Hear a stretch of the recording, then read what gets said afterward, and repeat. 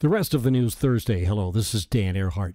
500-million-year-old bacteria has been brought back to life in a laboratory at the Georgia Institute of Technology in Atlanta. The Daily Mail headlines Jurassic Park in a Petri dish. Except 500 million years ago is way before Jurassic. That's positively Cambrian. Now, here's where the story gets interesting. The scientists at Georgia Tech wanted to rewind to restage evolution to see if the half-billion-year-old bacteria started evolving into its current modern form. It did not. 1,000 generations later, it's taking an entirely new evolutionary trajectory. The Daily Mail asks, what could possibly go wrong? Story posted on the Rest of the News Facebook page. Payphone kiosks in New York City are also evolving, possibly avoiding extinction. Yesterday, the city announced that payphone locations will now be free Wi-Fi hotspots with a range of up to 200 feet. Here's a real bad story for cheapskates who don't pay for cable TV, instead looking for their favorite shows on the web.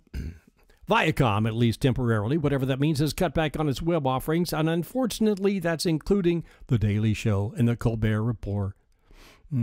The Onion says Mitt Romney received a 20-minute standing ovation yesterday in Houston while addressing the National Association for the Advancement of White People. Business Insider headlines, photo of the audience at Mitt Romney's NAACP speech says it all, as grim-looking attendees sit cross-armed and poker-faced.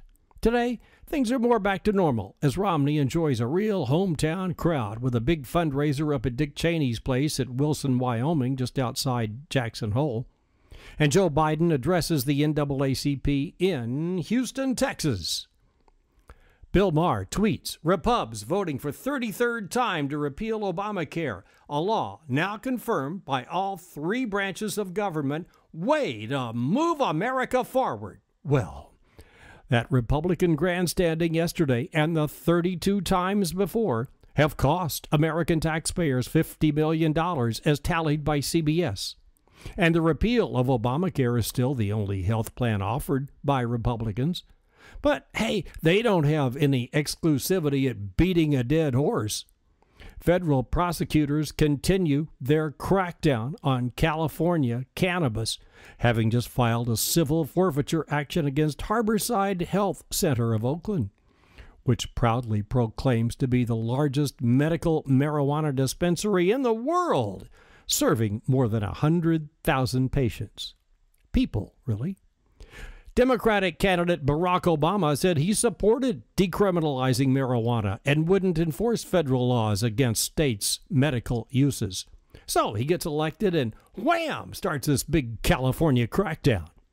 Law professor Blogs Network says that on marijuana, Obama has gone from first to worst.